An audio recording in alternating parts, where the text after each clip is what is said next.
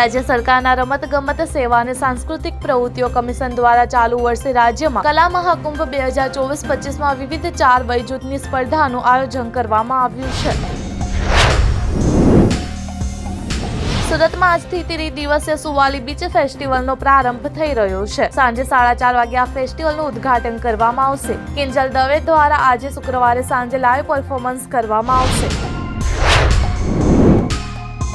KPI green energy limited bonus share માટે record ડેટની જાહેરાત કરી છે. કંપની દ્વારા કરવામાં આવેલી રેકોર્ડ ડેટ નવા વર્ષના પ્રથમ સપ્તાહમાં છે.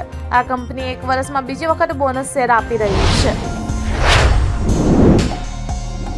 છેલ્લા 24 કલાકમાં સંભલના સમાજવાદી પાર્ટીના સાંસદ જિયા-ઉર રહેમાન વિરુદ્ધ આ 5મી કાર્યવાહી છે. દરોડા, એફઆઈઆર અને પાવર કટ બાદ હવે યોગી સરકારનું બુલડોઝર તેમના ઘરે પહોંચ્યું હતું. મેરઠમાં શિવ મહાપુરાણની કથા દરમિયાન મોટી દુર્ઘટના સર્જાઈ છે. કથા સ્થળે નાસભાગ થતા અનેક મહિલાઓ કચડાઈને ઈજાગ્રસ્ત થઈ છે. ઓછામાં ઓછી 4 મહિલાઓ ઘાયલ થઈ છે.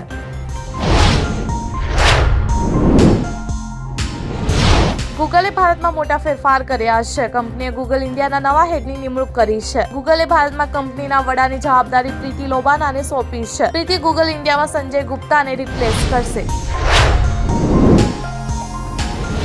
ભાજપના સાંસદ અપરાજિતા સારંગીએ સંસદ ભવન સંકુલમાં પ્રિયંકા ગાંધીને 1984 કે દંગે લખેલી બેગ આપી હતી. આ બેગ પર રમખાણોની તસવીર હતી.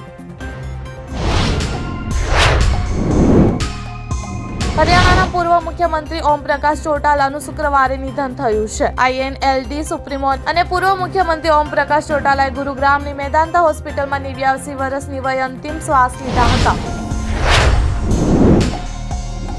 હેલ્થકેર સેક્ટરમાં આર્ટિફિશિયલ ઇન્ટેલિજન્સ સ્ટાર્ટઅપ કંપની સુકીએ ગૂગલ ક્લાઉડ સાથે નવી પાર્ટનરશિપ કરી છે. AI પ્લેટફોર્મનો ઉપયોગ કરીને દર્દીના સારાંશ અને પ્રશ્નનો જવાબ આપવામાં મદદ કરશે.